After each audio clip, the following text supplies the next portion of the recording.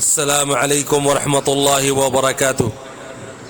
بسم اللہ الرحمن الرحیم، نحمده ونصلی علی رسوله الکریم، اما بعد۔ حضور صلی اللہ علیہ وسلم کا ارشاد ہے کہ خود حق تعالی شانہ اور اس کے فرشتے سحری کھانے والوں پر رحمت نازل فرماتے ہیں۔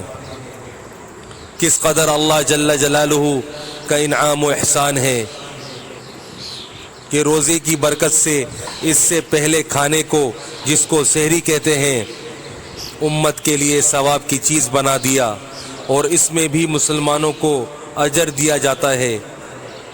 بہت سی احادیث میں سحر کھانے کی فضیلت اور اجر کا ذکر ہے۔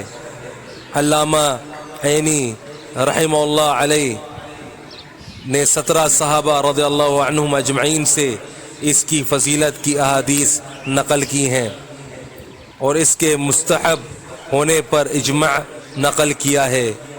بہت سے لوگ کاہلی کی وجہ سے اس فضیلت سے محروم رہ جاتے ہیں، اور بعض لوگ تراویح پڑھ کر کھانا کھا کر سو جاتے ہیں، اور وہ اس کے ثواب سے محروم رہتے ہیں، اس لیے کہ لغت میں سحر اس کھانے کو کہتے ہیں جو صبح کے قریب کھایا جائے، جیسا کہ قاموس میں لکھا ہے۔ بعض نے کہا ہے کہ آدھی رات سے اس کا وقت شروع ہو جاتا ہے۔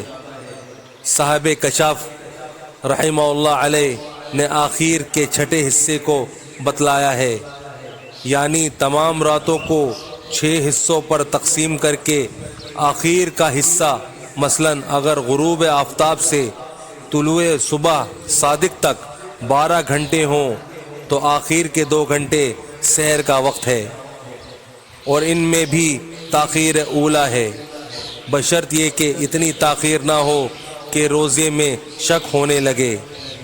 سحر کی فضیلت بہت سی احادیث میں آئی ہے۔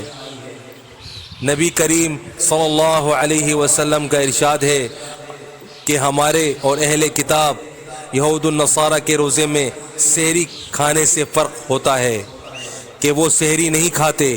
ایک جگہ ارشاد ہے کہ سحری کھایا کرو کہ اس میں برکت ہے۔ ایک جگہ ارشاد ہے کہ 3 چیزوں میں برکت ہے: جماعت میں، سرید میں، اور سحری کھانے میں۔ اس حدیث میں جماعت سے عام مراد ہے نماز کی جماعت اور ہر وہ کام جس کو مسلمان کی جماعت مل کر کرے کہ اللہ کی مدد اس کے ساتھ فرمائی گئی۔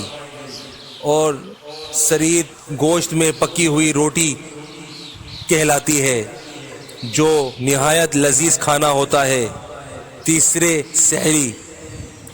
نبی کریم صلی اللہ علیہ وسلم جب کسی صحابی کو اپنے ساتھ سحر کھلانے کے لیے بلاتے تو ارشاد فرماتے کہ آؤ برکت کا کھانا کھا لو۔ ایک حدیث میں ارشاد ہے کہ سحری کھا کر روزے پر قوت حاصل کرو، اور دوپہر کو سو کر آخر شب کے اٹھنے پر مدد چاہا کرو۔ بس میرے بھائیوں دوستوں، جو ہم نے پڑھا ہے، سنا ہے، اللہ پاک ہمیں اس پر عمل کرنے کی، سمجھنے کی اور دوسروں تک پہنچانے کی توفیق عطا فرمائے، اور رمضان المبارک کے مہینے میں سحری کرنے کا خوب اہتمام کرنے کی اللہ پاک ہمیں توفیق عطا فرمائے۔ السلام علیکم ورحمۃ اللہ وبرکاتہ۔